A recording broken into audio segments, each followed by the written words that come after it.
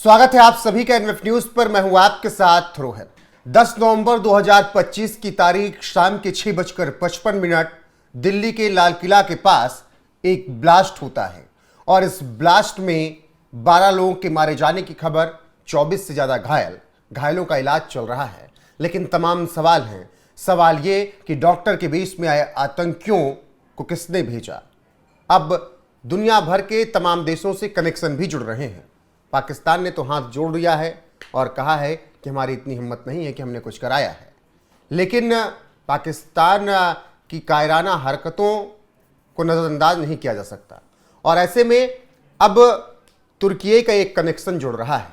Connection ये कि doctor Umar Mohammad और मुजम्मिल तुर्की गए थे और तुर्की में ही ये प्लान बना था।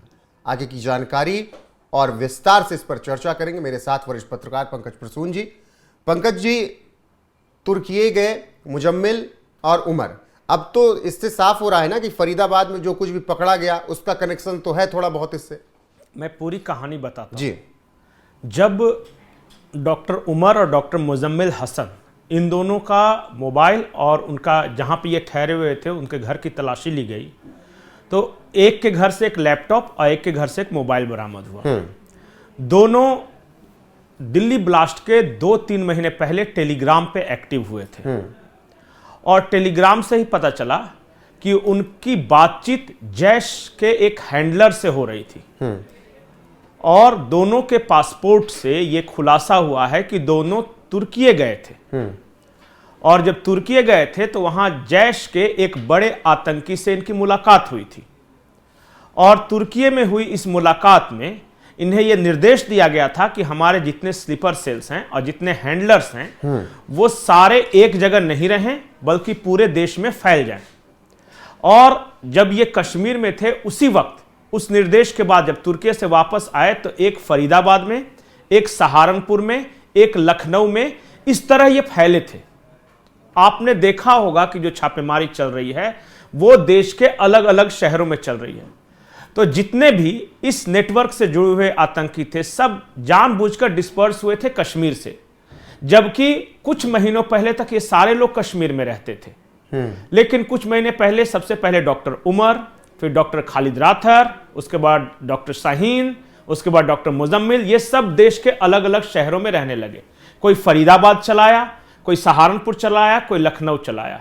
तो ये एक बड़ी रणनीति का हिस्सा था और ये उनके टेलीग्राम की जो बातचीत है उससे ये पता चली है। अभी और डिजिटल एविडेंस तलाश रही है सुरक्षा एजेंसियां। कहा यह जा रहा है कि जैश-ए मोहम्मद ने यह सारा कुछ करवाया है। उनकी प्लानिंग ये थी कि जैसे ही उनके स्लीपर सेल्स देश के अलग अलग शहरों में चले जाएं तो देश के अलग अलग शहरों में ब्लास्ट करवाना था। ये 2900 केजी विस्फोटक जो था वो किसी एक जगह के लिए नहीं था, उसमें और भी कुछ लोग इसमें शामिल हैं। जो हमारे पास जो जानकारी है, हालांकि इंटेलिजेंस सूत्रों के हवाले से जानकारी है कि देश के 17 शहरों में अलग अलग समय पे ब्लास्ट करने की योजना थी। उसमें उत्तर प्रदेश के तमाम बड़े शहर, प्रयागराज, लखनऊ, नोएडा, उसके बाद अयोध्या, कानपुर, अयोध्या, इन शहरों को निशाना बनाया जाना था। हरियाणा के शहर गुरुग्राम को निशाना बनाया जाना था, चंडीगढ़ को निशाना बनाया जाना था, दिल्ली को निशाना बनाया। तो ये सब वहां से निर्देश मिला था कि विस्फोटक जो है वो हम पहुंचवा देंगे आपको, आप सबसे पहले अलग अलग शहरों में जाइए और रहने लगिए। और उसके अलावा विस्फोटकों के अलावा AK-47 और AK-56 इस तरह के राइफल भी इनको मुहैया कराए जाने थे और बाकायदा इनकी ट्रेनिंग हुई थी। अब भी इस नेटवर्क से जुड़े कुछ लोग जो हैं कश्मीर में हैं, लेकिन जो कौन कितने लोग कश्मीर में हैं, कितने लोग बाहर हैं, अभी भी बताया जा रहा है कि कम से कम 7 से 8 आतंकी अलग अलग शहरों में छुपे हुए हैं, वो अभी फरार हैं इस घटना के बाद। ये बड़ी ब्रेकिंग हुई। दूसरा, मुलाकात ये तुर्की में हुई थी। इनकी मुलाकात जो हुई थी वो अभी से कम 3-4 महीने पहले हुई थी और वहां से ये सारी प्लानिंग रची गई। और आपको याद होगा कि ठीक उसके बाद ही ये आकर फरीदाबाद में घर लेते हैं, फ्लैट लेते वहां पर रहते हैं। एक और जो बड़ा खुलासा है इस पूरे मामले में कि ये जानबूझकर डॉक्टर कम्युनिटी को चुना गया था। वो इसलिए कि एक सिंबल था वहां। जब ऑपरेशन सिंदूर हुआ और जैश के ठिकाने जब नष्ट किए गए, तो वहां कहा जाता है कि जो भारत ने जो मारे हैं उसमें से जैश-ए मोहम्मद के 2 ऐसे सरगना थे जो कि भारत को हैंडल करते थे और उनको डॉक्टर साहब पुकारा जाता था। तो ये कोडवर्ड, उसने जो डॉक्टर साहब का जो कोडवर्ड है वहीं से ये क्लू लिया और कहा कि इस बार हम डॉक्टरों जो इस प्रोफेशन में है उसकी मदद से देश के अलग अलग हिस्सों में हम धमाके कराएंगे, इन पर किसी को शक नहीं होता है। तो पूरा का पूरा तार जैश-ए मोहम्मद से जुड़ा हुआ है और इसे अजहर मसूद का बदला बताया जा रहा है। यह पूरी प्लानिंग की गई है, पाकिस्तान में दिशा निर्देश दिए गए हैं टर्की में बैठ के, और उसके बाद से ये सारे डिस्पर्स हुए थे। देश के 17 शहरों में ब्लास्ट की योजना थी और जैसे ही हमारी सुरक्षा एजेंसियों को इसकी भनक लगी और अलग अलग जगहों पे छापेमारी शुरू हुई और इनका धराने पकड़ाने का काम शुरू हुआ, तो पैनिक में आकर दिल्ली में यह हुआ है। अब अलग अलग थ्योरी है। तो वही मतलब कि पूरी प्लानिंग तुर्की में बैठ के बनी जी। वो तुर्की जो भारत के खिलाफ साजिश रचने के लिए पाकिस्तान का सहयोग करता है। प्लानिंग आईएसआई की थी, जैश-ए मोहम्मद और आईएसआई। एक और मैं आपको बड़ी ब्रेकिंग दे रहा हूं। गुजरावाला एक शहर है पाकिस्तान में, गुजरावाला में लश्कर और जैश की कंबाइंड मीटिंग हुई थी दोनों की, जिसमें जो सेकंड इन कमांड था मसूद अजहर का भाई, अभी वो डिफेक्टो चीफ है वहां, वो आया था और लश्कर की तरफ से भी जो सेकंड इन कमांड था वो आया था। दोनों की मीटिंग गुजरावाला शहर में हुई थी और कहा गया था उस वक्त भी कि कुछ बड़ी प्लानिंग की जा रही है और शायद वो बड़ी प्लानिंग यही थी कि भारत के अलग अलग शहरों में बम धमाके करने हैं। और कहा जा रहा है कि हम सिर्फ जैश-ए मोहम्मद का नाम ले रहे हैं, लेकिन कहा जा रहा है कि लश्कर और जैश का कंबाइंड ऑपरेशन भी हो सकता है। फिलहाल ये अभी तक जब तक पूरी जानकारी नहीं आती अभी कहा नहीं जा सकता, लेकिन इतनी जानकारी जरूर है कि जैश से जुड़े हुए थे ये सारे लोग। और इन लोग पकड़ाना कैसे शुरू किए, क्लू कहां से मिला, ये बहुत ज्यादा इंटरेस्टिंग। जम्मू कश्मीर में एक जगह एक पोस्टर लगाया था जैश के आतंकियों के फेवर में, और पोस्टर किसने लगाया था इसकी जांच शुरू की जम्मू कश्मीर पुलिस ने। और जम्मू कश्मीर पुलिस ने जब जांच शुरू की तो वहां से पहले एक शख्स को पकड़ा और उस शख्स से पूछताछ में ही पता चला कि इसके ग्रुप के लोग हैं, कुछ बड़ी प्लानिंग कर रहे हैं और भारत के अलग अलग शहरों में फैले हुए हैं।